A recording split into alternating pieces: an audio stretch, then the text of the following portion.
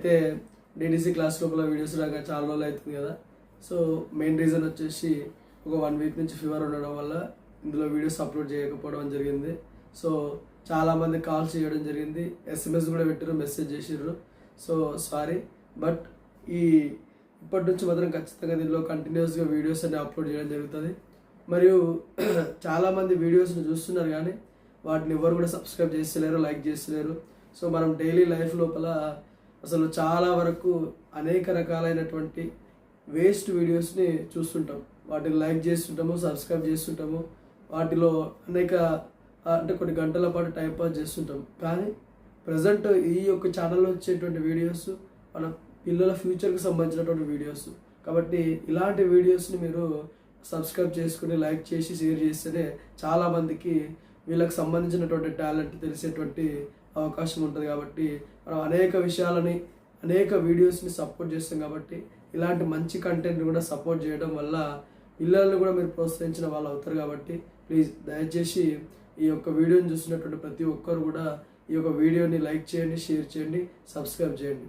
So అదేవిధంగా ఈరోజు పెడుతున్నటువంటి వీడియో లోపల సిద్ధార్థ అనేటువంటి 8th క్లాస్ అబ్బాయి UPSC సివిల్స్లో భాగంగా జనరల్ స్టడీస్ పేపర్ లోపల ఇండియన్ స్ట్రగుల్ ఫర్ ఇండిపెండెన్స్ అనేటువంటి బుక్లో ఉన్నటువంటి టాపిక్ గురించి కొద్ది సమాచారాన్ని ఈ యొక్క వీడియో లోపల ఎక్స్ప్లెయిన్ చేసేటువంటి ప్రయత్నం చేస్తుండు. కాబట్టి ఖచ్చితంగా ఈ యొక్క వీడియోని మీరు లాస్ట్ వరకు చూడండి. ఆ అబ్బాయి ఖచ్చితంగా ఫ్యూచర్లో IPS ఆఫీసర్ అవుతాడు. Because he is very talented person. ఈ అబ్బాయి 5th క్లాస్లో ఉన్నప్పుడే 10th క్లాస్ సంబంధించినటువంటి బుక్స్, 10th క్లాస్ సంబంధించినటువంటి మ్యాథమెటికల్ ప్రాబ్లమ్స్ కూడా సాల్వ్ చేసేటువంటి క్యాపబిలిటీ కలిగి ఉన్నటువంటి విద్యార్థి. సో ఇలాంటి స్టూడెంట్స్ మనం ఎంకరేజ్ చేయడం వల్ల ఖచ్చితంగా ఫ్యూచర్కి ఒక మంచి IPS ఆఫీసర్ని ఇచ్చిన వాళ్ళం అవుతాం. కాబట్టి సో ఈ వీడియో చూస్తున్నటువంటి ప్రతి ఒక్కరు కూడా ఆ విద్యార్థిని సపోర్ట్ చేయండి. మరియు ఆ విద్యార్థి ఏమైనా మిస్టేక్స్ చేస్తే కూడా వాటిని మన్నించే ప్రయత్నం చేయండి.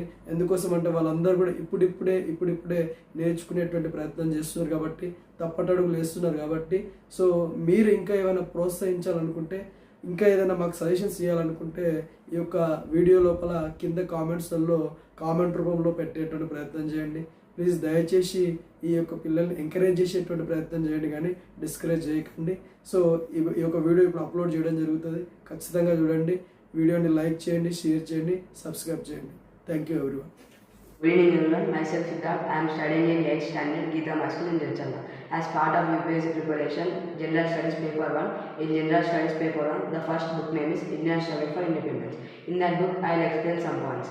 The Indian national movement was undoubtedly one of the biggest mass movements where modern society ever seen. It was a movement which galvanized millions of people of all castes and ideologies into political action and bring mighty colonial empire in India. Consequently, along with the British, China, French and Vietnam revolutions, it is also a great relevance to those alter wishing exciting for political and social culture. Various aspects of the Indian nation movement, especially the Gandhian political strategy, are particularly relevant to these movements that broadly function in the society and that are conveyance of rule and law and are characterized by a democratic or civil libertarian polity.